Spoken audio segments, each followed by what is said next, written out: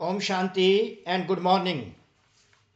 आज का जो स्वयमान हमारे परम पिता परमात्मा सृष्टि रचयिता, सृष्टि को रचने वाले अर्थात इस विश्व को विधान प्राप्त कराने के रचयिता शिव बाबा भगवान शिव अकेली सृष्टि ही रचते नहीं है, सृष्टि में सृष्टि चलाने के लिए विधान की भी रचना कर देते हैं। तो रचयिता भगवान ओनली सृष्टि को ही नहीं रचते, राधर सृष्टि को चलाने के लिए उनके लिए विधान भी रचते हैं। तो इसमें वो विधान रचने के लिए आत्माओं को अडॉप्ट करते हैं।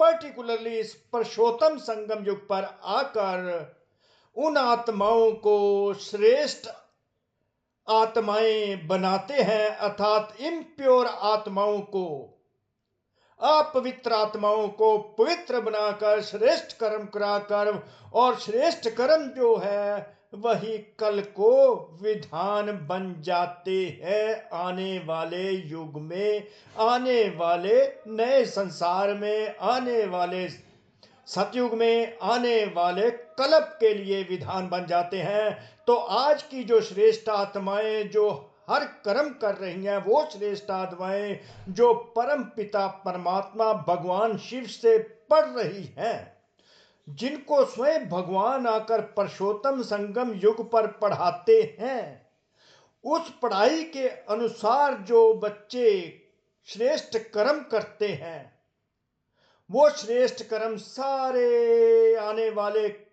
कल्प के लिए विधान बन जाते हैं। विधान अर्थात लॉज बन जाते हैं। तो परमात्मा अपने बच्चों को पुरुषोत्तम संगम युग पर लॉ मेकर बनाते हैं। लॉ मेकर, तो कितनी नशे और खुशी की बात है कि आने वाले युग का जो विधान बनेगा वो हम श्रेष्ठ आत्माओं, जिसको स्वयं परमात्मा आके श्रेष्ठ बनाते हैं, अर्थात इम्प्योर आत्माओं को प्योर बनाते हैं।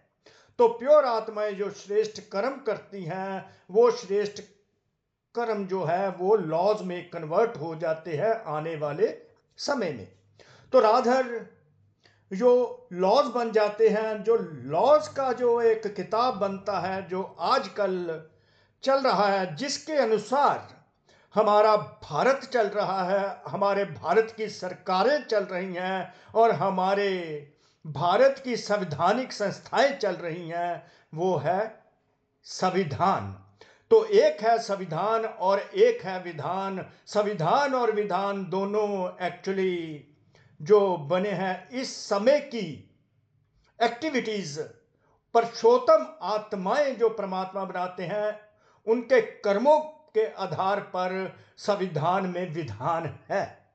तो आज जो हम हिंदुस्तान का, भारत का जो कॉन्स्टिट्यूशन है, वो इस संगम युग की ही देन है, जिसके अनुसार सरकारें बनती हैं, सरकारें चुनी जाती हैं, सरकारें जाती हैं और संवैधानिक संस्थाएं और संवैधानिक हेड जो होते हैं, मुखिया होते हैं, कार्य करते हैं, और जिसके अनुसार वहां की जनता अर्थात आत्माएं, मनुष्य जो है वो कर्म करते हैं, अर्थात उनका बिहेवियर इसी विधान के अनुसार होता है। अगर उनका बिहेवियर इस विधान के अनुसार नहीं होता तो उनको अनकॉन्स्टिट्यूशनल, अर्थात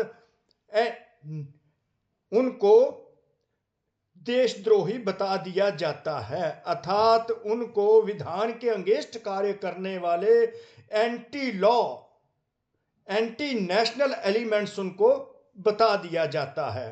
तो विधान के अनुसार ही ये कंट्रीज चल रहे हैं और संविधान के अनुसार ही कंट्री चल रहे हैं। संविधान के बीच में लॉज हैं लोगों के लिए, जिसके आधार पर लोगों को व्यवहार अपना करना पड़ता है, बिहेवियर अपना करना पड़ता है, चाल और चलन रखनी पड़ती है, जिससे कि हमारा समाज जो है सुख शांति और खुशी से चलता रहे। अगर कोई विधान के अनुसार नहीं चलता तो वो एंटी नेशनल एलिमेंट गिना जाता है, एंटी सोशल एलिमेंट गिना जाता है।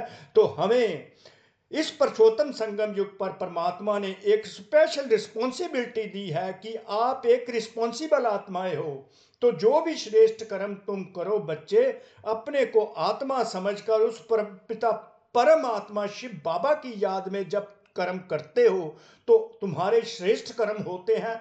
और वो श्रेष्ठ कर्म जो है, हर श्रेष्ठ कर्म तुम्हारा कल को विधान बन जाता है, लॉ बन जाता है। तो तुम बच्चे रिस्पॉन्सिबल हो, लॉ मेकर्स हो। जब तुम लॉ मेकर्स की रिस्पॉन्सिबिलिटी लेते हो तो तुम्हारा अलबेलापन भी दूर हो जाता है। तुम इतने जिम्मेवार आत्मा अपने आप को समझकर हर कर्म आत्मा समझकर परमात्मा की याद में करते हो, श्रेष्ठ कर्म करते हो, तो उसका फल यही मिलता है कि आने वाले युग में विधान और संविधान जो बनते हैं दुनिया को चलाने के लिए कि कैसा व्यवहार हर इंसान का होना चाहिए, वो आप आत्माएं ही एक्चुअली बनाते हो। वो आत्माएं ही आकर विधान और संविधान जिनकी थोड़ी थोड़ी याद होती है उसके एक्सप्लेनेशन के अनुसार संविधान भी बन जाते हैं। तो हमें इतना सीरियस रहना चाहिए कि परमात्मा ने हमको रिस्पॉन्सिबिलिटी दी है कि आज हम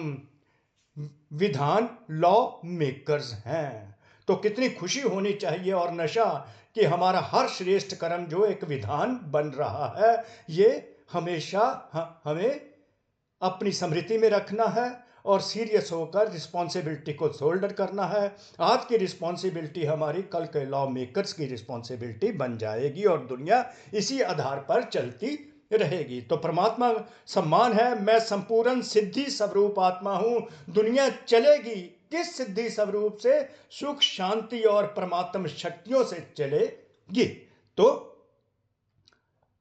मैं सिद्धि स्वरूप आत्मा हूं, सम्मान है, वरदान है। स्वयं को जिम्मेवार समझ हर कर्म यथार्थ विधि से करने वाले संपूर्ण सिद्धि स्वरूप भव, सिद्धि स्वरूप भव का वरदान परमात्मा ने हम बच्चों को दे दिया। तो सिद्धि स्वरूप, मैं सिद्धि स्वरूप आत्मा हूं।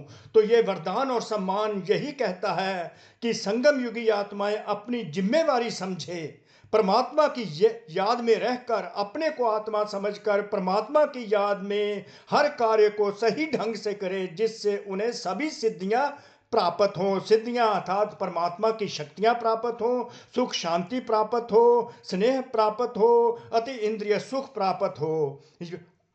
परमात्मा की याद में रह हर कार्य सही ढंग से यथार्थ विधि से करें तो सब सिद्धियां प्राप्त होती हैं, अर्थात परमात्मा की शक्तियां प्राप्त होती हैं, सुख शांति प्राप्त होती है। तो सिद्धियां हैं परमात्मा की शक्तियां, सुख शांति और संपूर्णता को हम आत्माएं प्राप्त करती हैं। यह संपूर्णता ही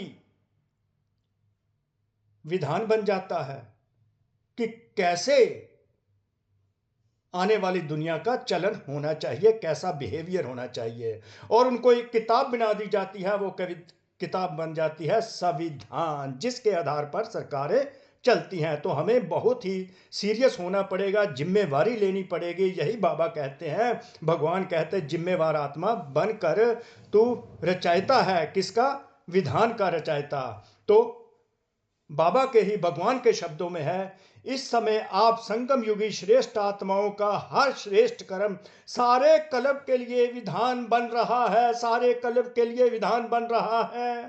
तो स्वयं को विधान अर्थात लॉ, नियम के रचयिता, लॉ मेकर समझकर हर कर्म करो। इससे अलबेलापन स्वतः समाप्त हो जाएगा और संगम युग पर विधान के रचयिता जिम्मेवार आत्मा है। इस निश्चय से कर्म करो तो यथार्थ विधि से किए हुए कर्म की संपूर्ण सिद्धि प्राप्त हो जाएगी। तो आप लॉ मेकर्स हैं, तो सीरियस होकर इस जिम्मेवारी को निभाना है, ताकि आने वाले युग का जो संविधान, विधान और संविधान बने वो बड़ा ही सर्वोच्च बने, जिससे सर्वोच्च दुनिया चलती रहे और जस्टिफाइड जस्टिस उनको मिलता रहे।